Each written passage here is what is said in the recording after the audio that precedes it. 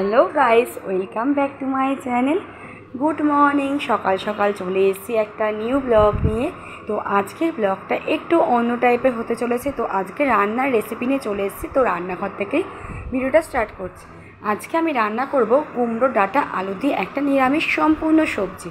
তো চলো বন্ধুরা, এগুলোকে ধুয়ে নেওয়া হয়ে গেছে। তো আমি কিভাবে আজকে এই সবজিটা রান্না করব সেটা তোমরা দেখতে থাকো, ঠিক আছে, সাথে থাকো। তো দেখো, আমি অলরেডি গ্যাস জ্বালিয়ে দিয়েছি, কড়াই চাপিয়ে দিয়েছি। কড়াইটা হলো গরম হয়ে গেলে তেল দিয়ে দেবো এর মধ্যে, ঠিক আছে। তেল আর যা যা ফোড়ন কী দিই সেটা তোমরা দেখতে থাকো, ঠিক আছে। একদম সিম্পল রান্না, গরমে খুব ভালো লাগে। এটা রুটির সাথেও খেতে পারবে, ভাতের সাথে তো জমে যাবে। তো আমার কিন্তু এরকম সবজি খুব ভালো। তো দেখো, আমি তেল দিয়ে দিলাম বন্ধুরা। এবার তেলটা গরম হয়ে যায়, ততক্ষণ আমি অপেক্ষা করব। তেলটা দেখো দিয়ে দিয়েছি, দেখিয়ে দিলাম এতটুকু আমি তেল দিলাম সবজিটাকে করতে। তো চলো, এবার আমি এতে ফোড়ন দেবো 5 ফোড়ন, ঠিক আছে। তো আমি এটা 5 ফোড়ন দিয়ে করে, আর এটা খেতে খুব ভালো লাগে। এটাতে অনেক রকম সবজি দেওয়া যায়। তো আমার কাছে ডাঁটা কুমড়োটাই আছে, তার জন্য আমি এটা দিয়ে আজকে রেসিপিটা বানাবো। তো চলো বন্ধুরা, দেখতে থাকো, সাথে থাকো, পাশে থাকো, স্কিপ করা। তো চলো, দেখতে পাচ্ছ আমি ফোড়নে দিয়ে দিচ্ছি। তো দাঁড়াও, দেখতে থাকো। আমি ফোড়নটাতে দিয়ে দিলাম। তো এটা গরম হয়ে গেছে।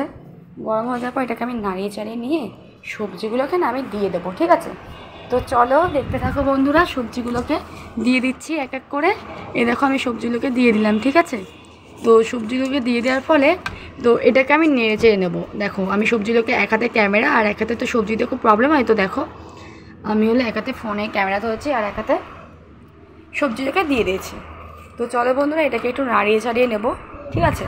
এতে হলো লবণ আর হলুদ দিয়ে দেবো পরে। এখন একটু ঢেকে দেবো এটা নাড়িয়ে চাড়িয়ে দিয়ে।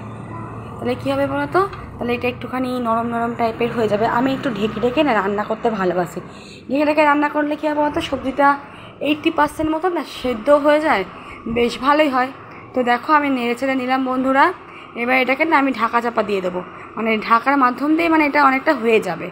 তো দেখো, নাড়িয়ে চাড়িয়ে নিচ্ছি সবজিটাকে ভালো করে ভেজে টেজে নিয়ে একটু গ্যাসের ফ্লেমটাকে লো করে দেবে।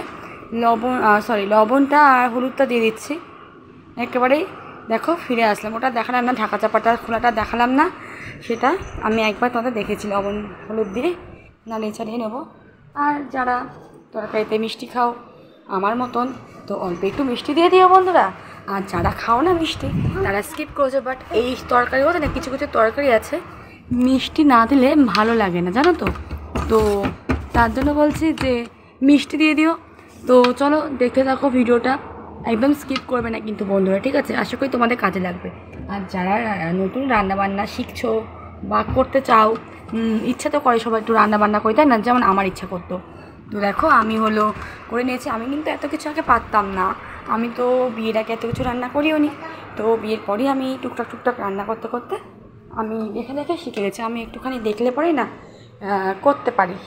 এটা বেশ আমার বলতে পারো একটা ছোটোখাটো ট্যালেন্ট বলতে পারো, আমি শিখে যেতে পারি। তো আমি অল্প একটু জল দিয়ে দিলাম। দেখো, এটা আমার হয়ে গেছে অলরেডি, অনেকটা ঢেকে ঢেকে করছি যেহেতু বললাম, হয়ে গেছে।